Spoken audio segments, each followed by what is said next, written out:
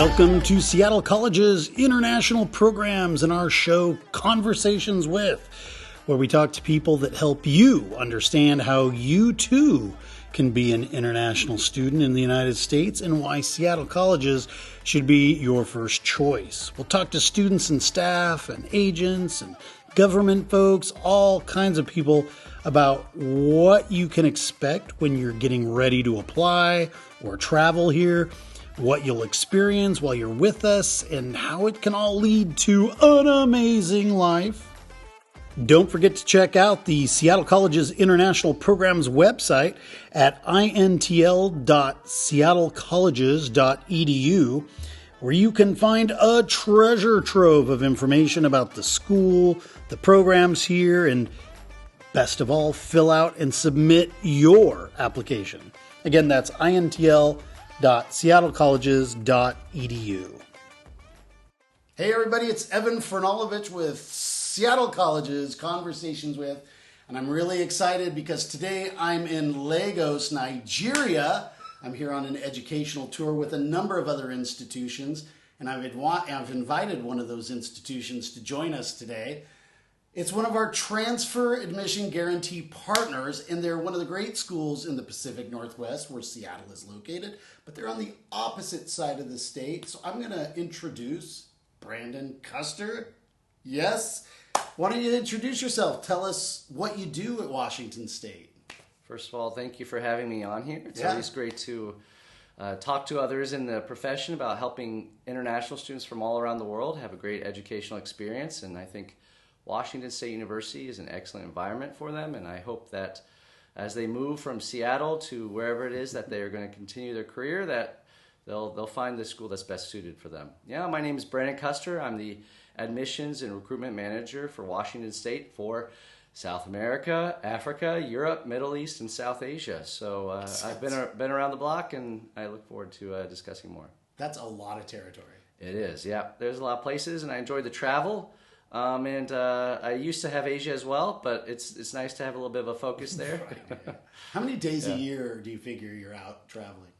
I travel approximately a month and a half each semester, so 3 months a year or so. Cool. Yeah. Now you guys are on a semester system, or are you on a quarter system? No, we're on a semester system. So we have a spring semester that begins in January, and then we have the fall semester begins in August. We do have a summer program, but that's more for students who are taking classes after they've already been enrolled, and they don't have the full access to all the curriculum there, but all the catalog of classes. But it helps them graduate faster if they want to do that or retake a class. I went to the University of Arizona for my undergraduate, and it was on a semester system. So the summer was a little more compressed, and they had 2 sessions. They had an early summer and a late summer. Do you guys do the same thing? We just have one session, but it is compressed. Okay. And so that's one of the reasons we don't like to have students start their very first semester here when they're freshmen, because you don't want your first experience to be these compressed courses. Right, exactly. But for transfers, it shouldn't be too much of an issue because they're already seasoned students. Yeah. Most students that start at a 4-year university like Washington State or whatever, they'll usually start in the fall though, right? That's right. And that's the best time because we have the largest intake of students to meet other, and transferring students that are coming in from other colleges around the state and around the country. You can make friends that way. There are a lot more, times to sign up for clubs, but you can do that in January as well. We do have a good intake. Yeah, when I was in Brazil, some of those students are graduating like in December, so they're looking to start in the winter, and that you will accept those. That's not a problem. We have a full orientation for international students coming in for the January semester. Nice. There are different, educational systems around the world, and they come in whenever it's, best for them. That's okay. Right. Well, how'd you get into this field? I mean, how did you get into recruiting, going out to countries, talking to students, inviting them? Well, my background is fairly international. I was born in Brazil. I moved to the U.S. when I was 2, so I'm a dual citizen. Nice. In my family, it's always been very international focus, and when I graduated university, I went and I taught at an international school in Rwanda, in Central Africa there, in Kigali. Had a great experience, and then I moved to China, and I lived in China for a decade, and I taught at a university there. Which one? Zhanghan University in Wuhan. Wow. Yeah. Very interesting. Yeah. And so near the end of my time in China, I had started talks with Washington State University, and they said they needed, someone there to talk more about the university, and I said that'd be great. And so I traveled around that area, and I moved back to the U.S., and now I represent some other regions that we mentioned before. Yeah. Cool. Tu falas português? Não falo português. 2 years old is a little too early. It's a little early. Yeah, we all spoke English. Was your father like a diplomat or something? My father was actually a missionary. Yeah. Okay. So they moved over there for 10 years, and I was born in there with 2 of my siblings, and yeah. Cool. Yeah.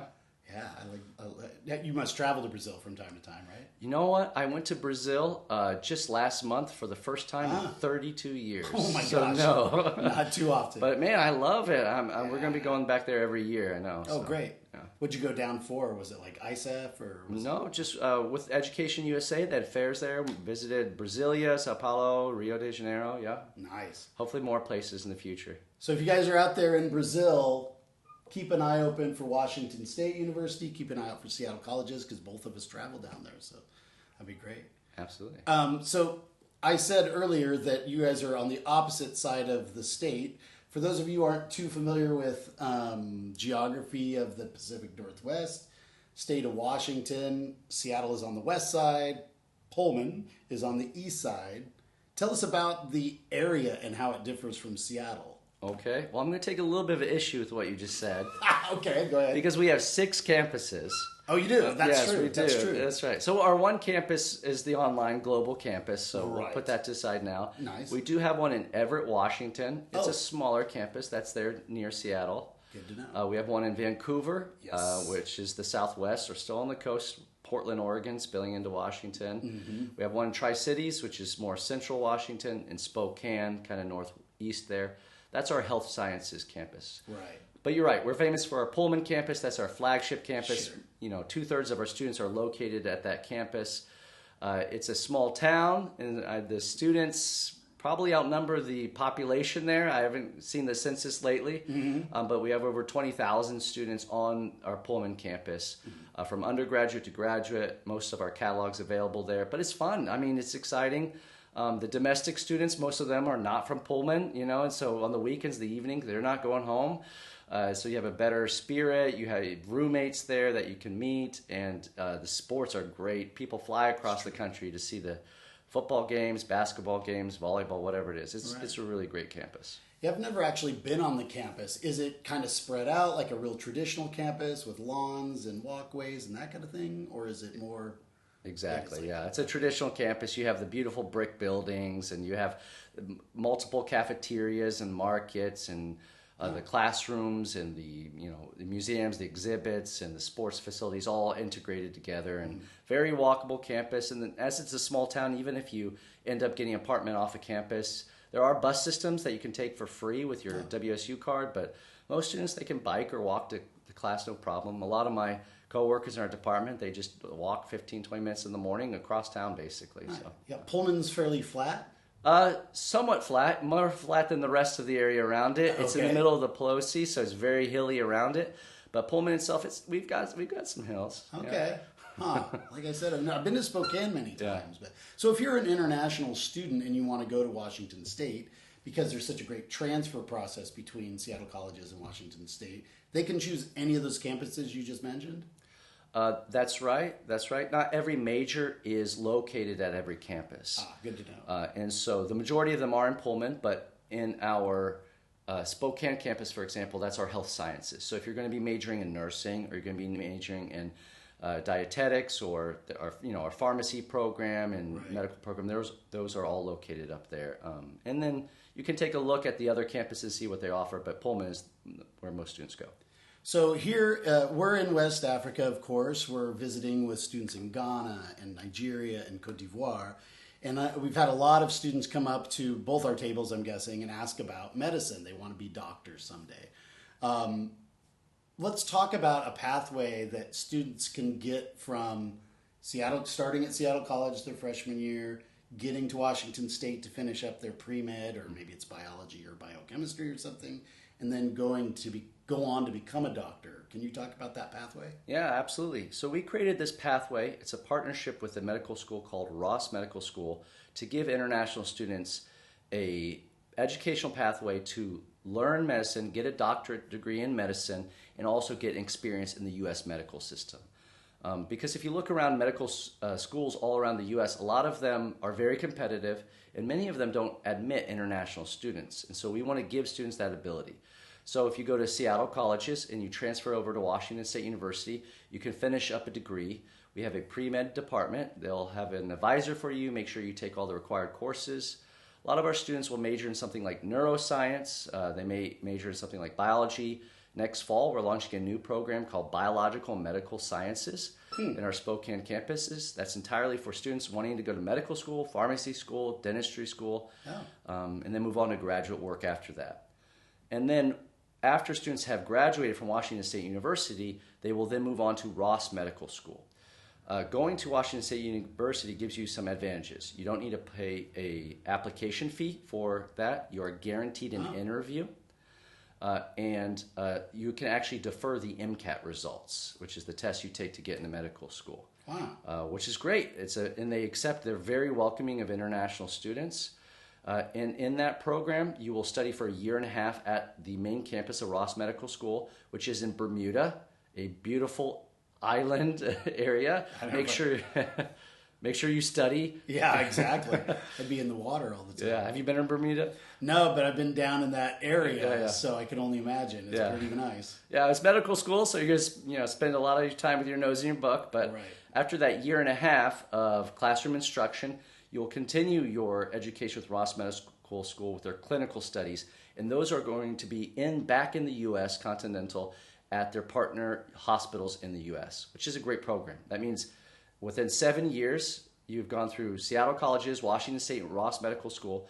You have a full bachelor's degree from a doctorate, D1 doctorate research university in Washington State, and then you have your MD from Ross Medical School. So that's a fantastic program for you. And if you want to practice back in the U.S. or anywhere else, just need to get that licensure test that every country has. That's really great for me to know because, like I said, I had so many students and I didn't know what to tell them. I'm like, most of them don't take international students. I felt really bad, but this is really a good thing to know. Absolutely. I mean, international students are often, some of the hardest working students. Right. And to not give them a path to be able to either, work in the States or go back home and help people in their medical systems, it's something that we felt like we needed to create a pathway for. Wow, that's really cool.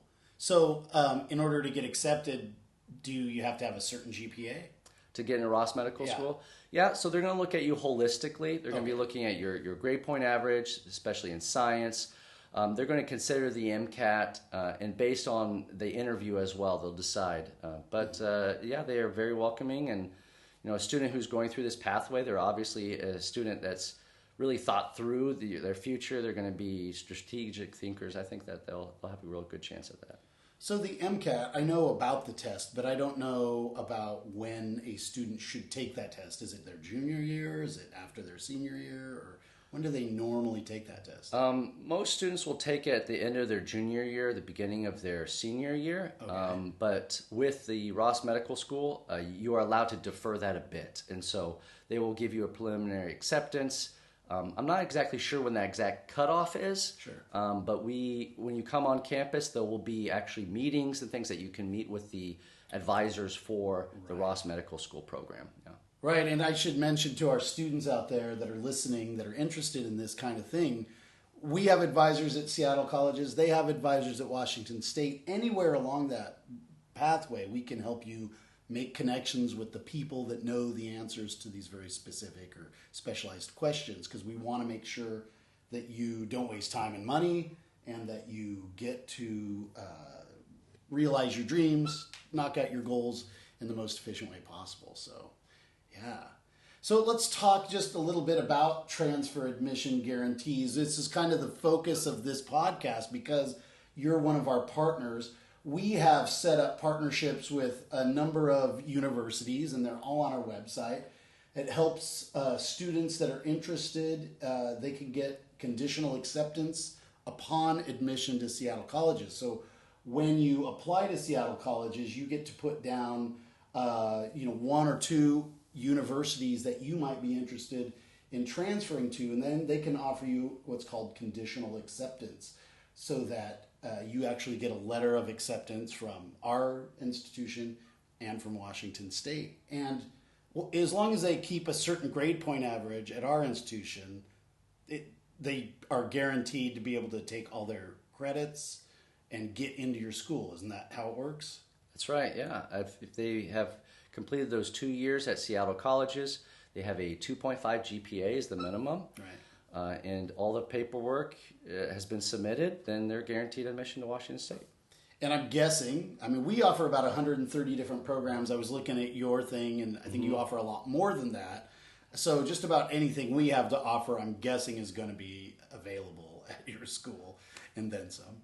Yeah, I haven't mapped out exactly what you have versus what we have, but yeah, we have currently 98 undergraduate majors, a lot more certificate programs and minors, and then a lot of masters and doctorates. So absolutely, I tell most students, probably whatever you want to study, we have it, and there's other, similar majors as well. Yeah. Right. Well, let's go through so at Seattle colleges, the top 5 programs with international students include business. So I'm guessing you guys have business, engineering. Absolutely. For sure.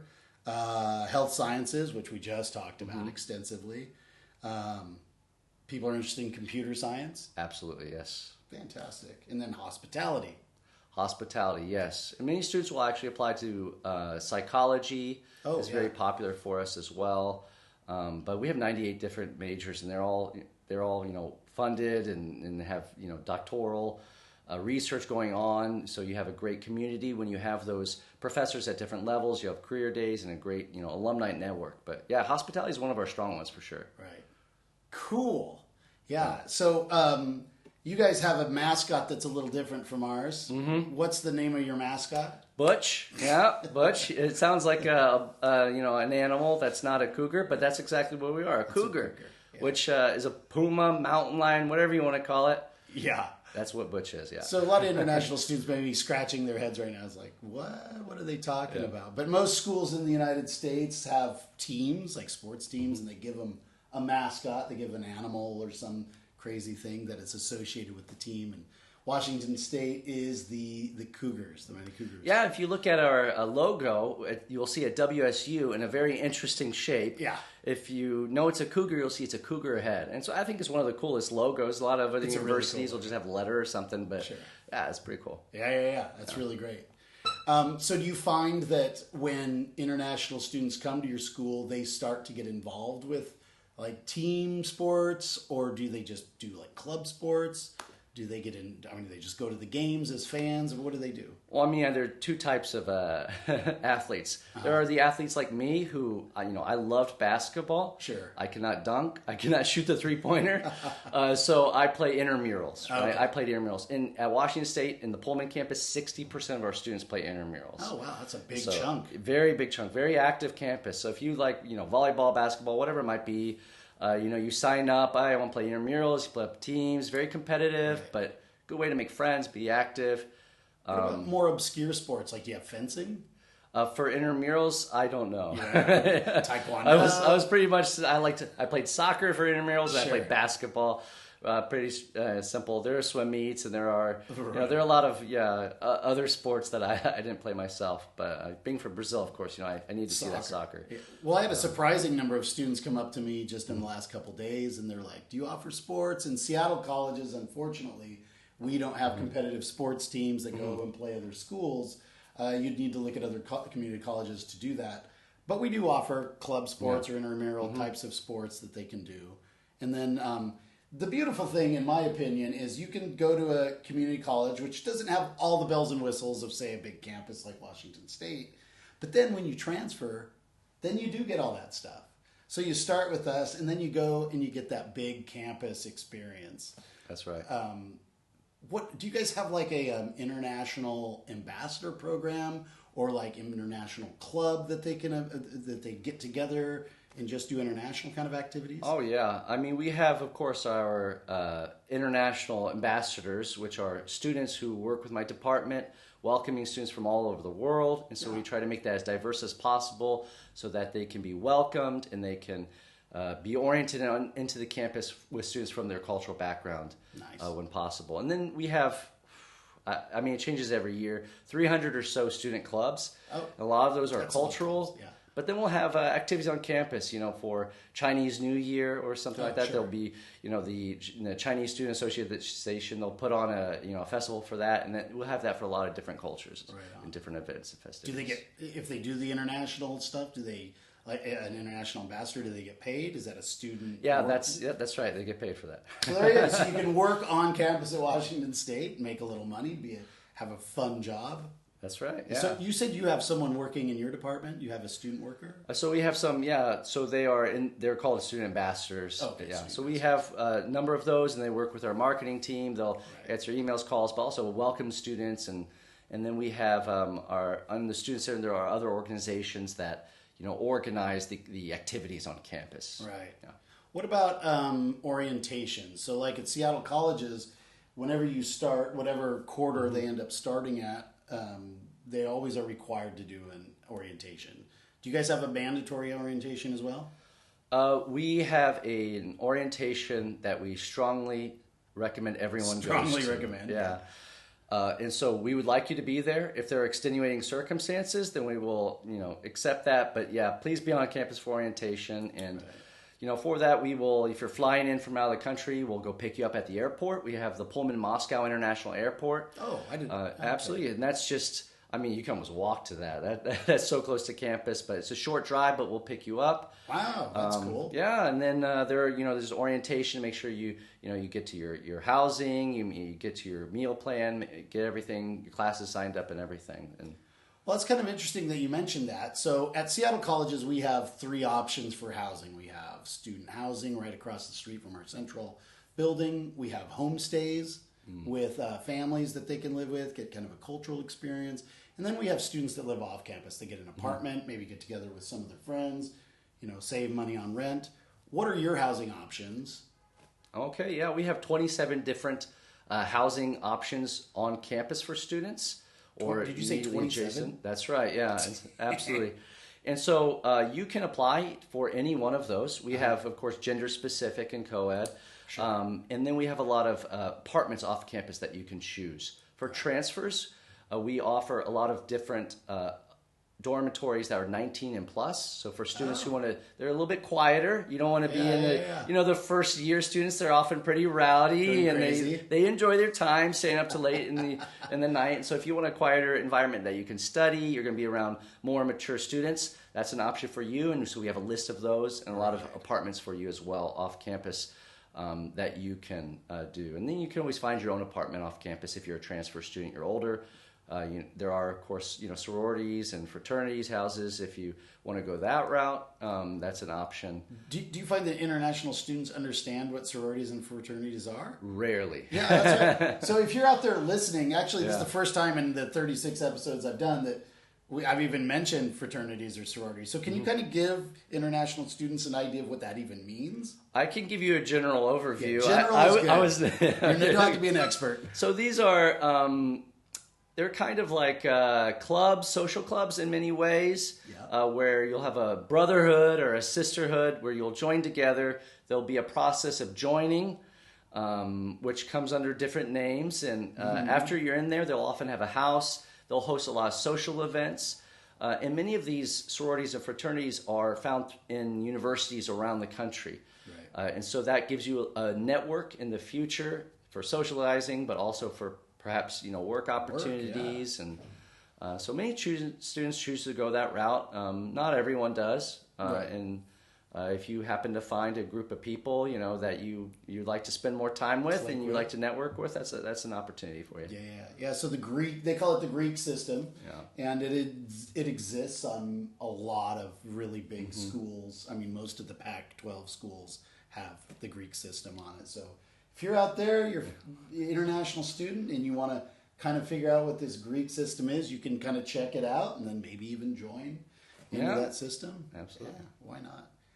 So if they come in as a junior, Will fraternities and sororities allow them? I don't even know. Will they allow them to rush? They have their own rush rules. I'm not sure. Most students will do it, and they can't do it as a freshman. Right. You're going to rush usually your second year. Oh, you can't. I didn't know that. Most of them. There are different fraternities and sororities, but yeah, when you first come in that first semester, you learn about it, and then you'll rush later. I didn't know you'll have to talk to them. I directly. wasn't I wasn't in one either. I was not a frat boy, but yeah. we would do fun things like we were in a frat, but we didn't ever go to a frat. Yeah. So that's really interesting. And then you mentioned just a second ago, which kind of is different than Seattle colleges. You mentioned a meal plan. We don't have that. Seattle colleges, our three options. If you stay with a homestay family, obviously you're getting fed by the family. But if you have your own apartment or you're living in the dorms across the street, you have a kitchen, and then you just cook for yourselves, or you end up going out, but that gets expensive. So tell us about a meal plan. What does that do for students? Absolutely, yeah. We have a couple of different cafeterias the students can go to. The meal plan is at the beginning of the semester, you choose the number of meals that you want to have. And then if you live on campus, it's mandatory to have some sort of meal plan. You can do it small if you don't want too many meals in there. If you live in an apartment, you can still buy into the meal plan. And yeah, I mean, the food, it varies from day to day, and there are a lot of different options. We also have, of course, in markets and this, our main student center with restaurants from off campus. If you want to go to, what all is there? Panda Express is on there, and a lot of, there's burritos, burgers, and all sorts of different options. Yeah. Well, one of the cool things about living in Seattle is that we have like 3 national parks right around the city. We have the Olympics, we have Mount Rainier, we have North Cascades. What kind of natural features do you have near your campus for those students that like to get out and explore? Yeah, so Pullman's right there in the Palouse. We have rolling hills, if you look around there. And it's absolutely gorgeous. Many of them are, they're farming sorghum or wheat or whatever it might be. And so there's a lot of opportunities and research going on with our agricultural majors. Those are very strong. I had a lot of people asking about agriculture. So if you're in food sciences, we have wine and beverage as a business. And so there's been a lot of, research in grape varieties and things, making new types of wine. Right. So there's a lot of great opportunities in that immediate area. Then, of course, we have some mountain ranges nearby, not too far away. If you want to sign up for skiing, I think it was a couple of years ago. A lot of the international students, they went out together, went skiing, and pictures. Is that in Idaho? Posted online. Cross the border into Idaho? I'm not sure where they went skiing, but yeah, there's some skiing over there. You go past Moscow is nearby, where the University of Idaho is just 5 miles away. So the bigger student population there as well. Sure. A lot more. Shopping, restaurants, and things if you want to go out one evening or on the weekend or something. And then, Spokane's only an hour away as well. Wow. I didn't realize University of Idaho was so close. Yeah, right there. That's crazy. Just right there. Do you guys go and have brawls? I have never been a part of a brawl. If there has been, I would suggest you don't take part in that. But yeah, absolutely. I mean, there's being that close and being big state schools, you're going to have a lot of socializing between those different which schools. Is actually really fun. So, yeah, absolutely. Yeah. Wow, that's really great. We're getting near the end of our time, so I want to give you the option to talk about maybe some of your advice. I talk to students every day. I give them my advice about how they can prepare, or maybe how they can make their choice. Obviously, we love them to come to Seattle colleges, and then we like to pass them off to an institution like yours. What advice would you give students that are thinking about coming to the United States, or maybe considering Washington State, or considering the 2+2 option? What would you say? I would say if you're already considering this 2+2 as an option, you're already obviously a strategic thinker, and you're thinking ahead. Yeah. Going to the U.S. and studying is a big investment. It's an exciting investment. And so know what your goals are and then work towards them. And so coming to Washington State University, we have a ton of different majors. You can double major if you want to. You can change majors. But hopefully you know where you're going to go. And you need to connect with your professors. They're one of the best resources you have. So when you come onto campus, don't just sit in the back of the classroom. Our professors are very much into research, especially if you're looking for something in science. But even we're number 1 in the world for entrepreneur research. Oh, wow. And so don't think that that's just a science kind of tech field. But that cougar alumni network is amazing. If you go through I'll be going through a airport in Frankfurt. If I'm wearing Washington State University swag, a hat or a shirt or something, I'll just hear somebody yell out, "Go Cougs!" What? And that's not something you get at other great, cool. Universities. Just that spirit. Make those relationships with your professors. Right. Make the relationships with your classmates, because that is a great network for the future internationally. And we're right here in Lagos, Nigeria. We have decades and decades of history of Nigerian students coming, and that's true all over the world as well. That's right. Yeah. This is a really great. Nigeria sends the most international students to the States from this part of the world. So we host a number of them. You guys host a number of them. We love to diversify our campuses and our populations, and we invite all of you, no matter where you are. You could be in Vietnam listening to this show, or Bolivia. It doesn't matter. We want to invite you to come and be a part of our schools. Absolutely. That's really great. And one thing, when we were talking about the medical path, we were talking about human beings. But, veterinary science is a big deal. Do you guys have a veterinary science program? Oh, yeah. We have a College of Veterinary Science. And within that, there are lots of majors, neuroscience and biosciences, etc. But we have the Doctorate of Veterinary Medicine. Cool. So, yeah, we bring tons of international students. We're accredited for Canada as well, if you happen to have any Canadian students. And we have a pharmacy school as well. So if you want a Pharm D, in fact, you don't even need a full 4-year bachelor's degree. So one option would be that you go to Seattle College. After a couple of years, you come over to Washington State, enroll in our pre-pharmacy program, take you 2, maybe 3 semesters, depending on what courses you've taken beforehand, fill those prereqs, and then you move straight into that Pharm D program. Wow, that's great. Yeah, absolutely. Is it pretty competitive? Is it super high GPA as a bar? I mean, how do you...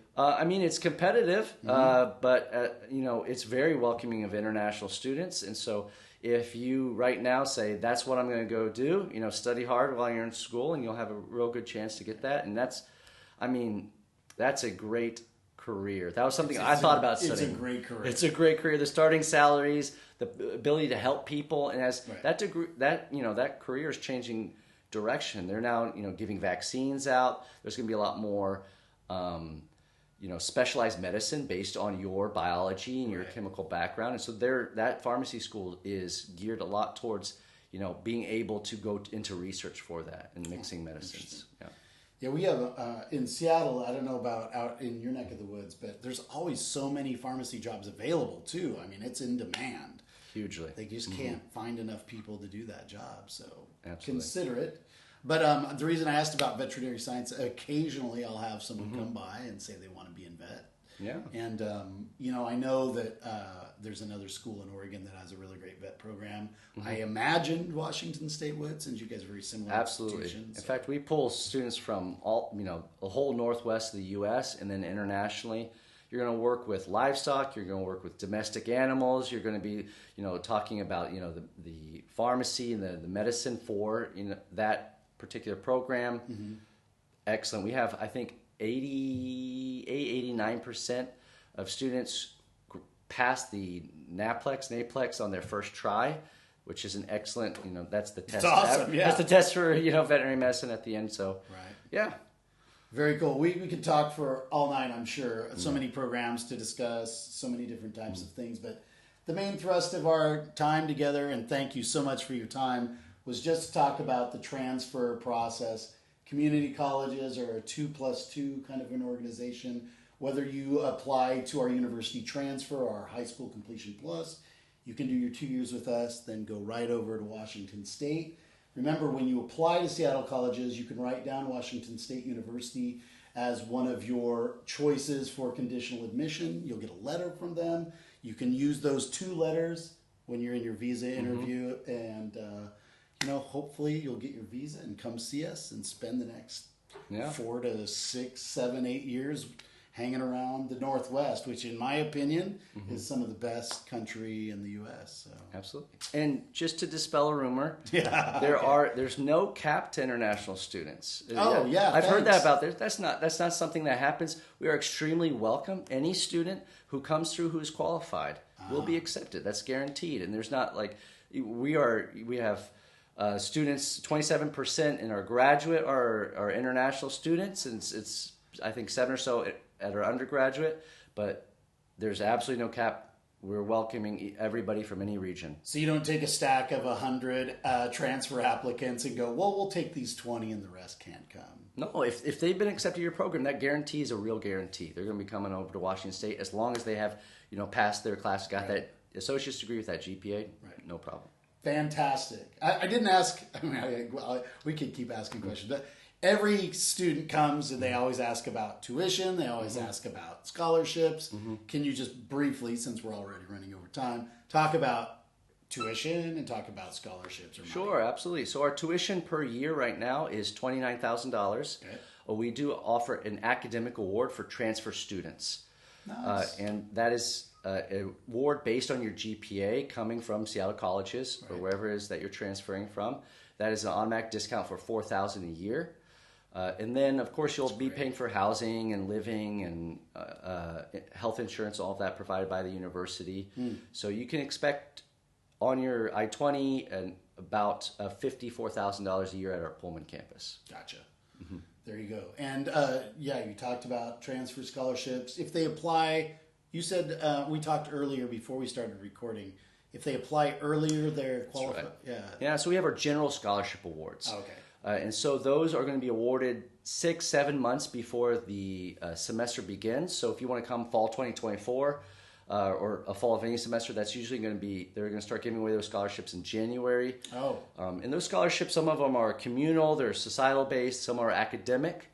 Right. And each has their own requirements. Some are very large, some are very small. They're competitive, but a lot if you're a strong student, a lot of students come in and they can add on to that scholarship, help them pay their way. Right. And it's hopefully just 2 years, right?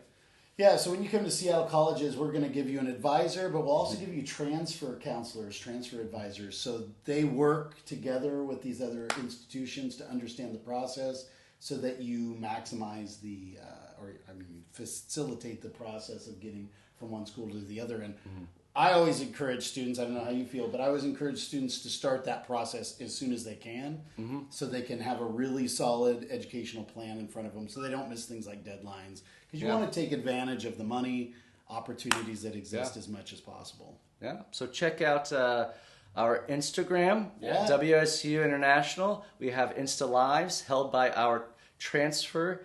Cool. Yeah, our DSO, who's based there in our Everett campus in Seattle. So, nice. Yeah, if you have any questions, you can go meet her in person and be glad to help you in every step of the way. Right. Okay, guys. Thanks so much. It's been great talking to you. It's been great. I learned so much myself. I love doing this show just because I always get to learn. So, great. All right, guys. Take care. Hope to see you at our campuses here in the Pacific Northwest. And take care. All right. Bye-bye. Conversations With is painstakingly crafted for you by the Seattle College's International Programs Department and supported by the lovely folks here on our campus. This show is produced and edited by me, Evan Franulovich.